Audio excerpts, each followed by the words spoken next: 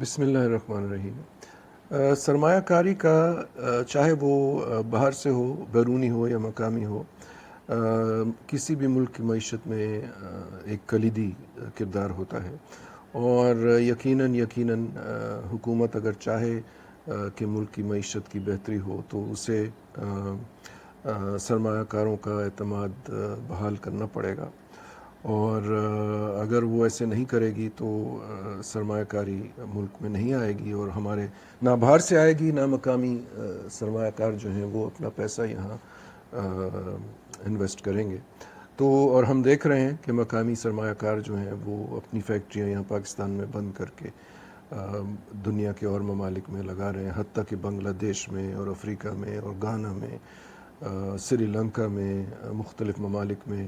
یہ اپنی فیکٹریاں لے جا رہے ہیں، کیونکہ ان کا اعتماد حکومت کی پالیسیوں سے اٹھ گیا ہے۔ تو بہت ساری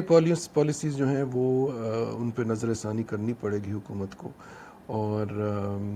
جس میں فرض کریں ایک اہم معاملہ جو ہے وہ کاسٹ آف انپٹس ہے،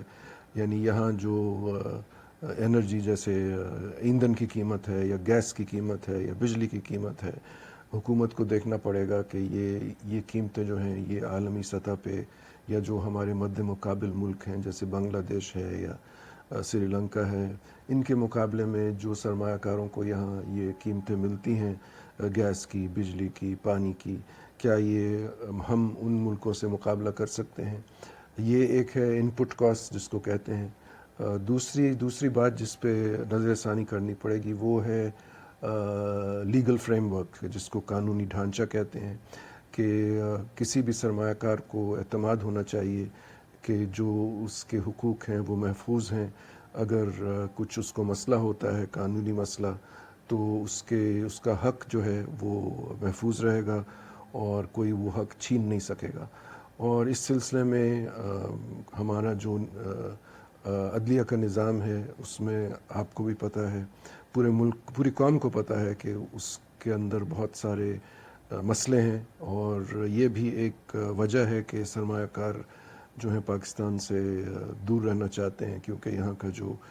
قانونی ڈھانچہ ہے وہ ان کی انویسٹمنٹ کو صحیح طرح سپورٹ نہیں کرتا۔ اس کے علاوہ یہاں اور بھی مسئلے ہیں، امن و امان کا مسئلہ ہے، چوریاں ہوتی ہیں، ڈاکے ہوتے ہیں، ہر ایک کے پاس پستول ہے، موٹر سائیکل پہ جاتے جاتے لوگ پستول نکال کے چھین لیتے ہیں۔ تو میرے خیال میں کوئی سنجیدہ عمل نہیں ہوا کہ یہ امن و امان کا جو مسئلہ ہے اس کو حل کیا جائے۔ میری نظر میں مثلا میں ایک بہت ہی آپ کو ایک آسان، جیسے کراچی کا شہر ہے، یہاں ہر ایک کے پاس ایک بندوق ہے یا پسٹل ہے یا آٹومیٹک رائفل ہے، تو اس کا ایک حل یہ ہے کہ ملک میں بھی ہو سکتا ہے، لیکن شروع کریں آپ اس شہر میں، جہاں کراچی میں، جہاں بہت شدید امن و امان کا مسئلہ ہے، آپ یہاں کے سارے آرمز لائسنسز کینسل کرتے ہیں، سارے آرمز لائسنسز، چاہے وہ جاگیردار ہو، چاہے وہ وڈیرا ہو، چاہے وہ صنعت کار ہو، آپ سارے آرمز لائسنسز جو دیے ہیں سب کینسل کر دیں، سب کینسل کر دیں۔ ایک بھی آرمز لائسنس جو ہے نا وہ ویلڈ نہیں رہے، صرف اور صرف جو پولیس کے اہلکار ہیں، صرف اور صرف ان کے پاس اسلحہ ہونا چاہیے، اور اس کے بعد آپ سڑکوں پہ بلاک لگا دیں،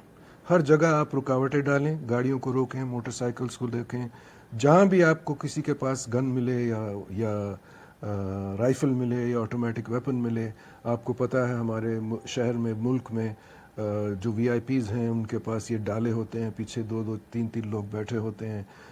گنے پکڑ کے۔ آپ ان سارے ڈالوں کو روکیں، ان سارے جو گارڈز ہیں ان ساروں کی ویپنز آپ چھین لیں، یہ سب کچھ آپ اور اس کے لیے آپ بے شک فوج کی مدد طلب کر لیں، فوج کے ساتھ مل کے آپ ہر جگہ چیک پوائنٹس لگائیں کراچی میں، اور سارا جو کراچی کا اسلحہ ہے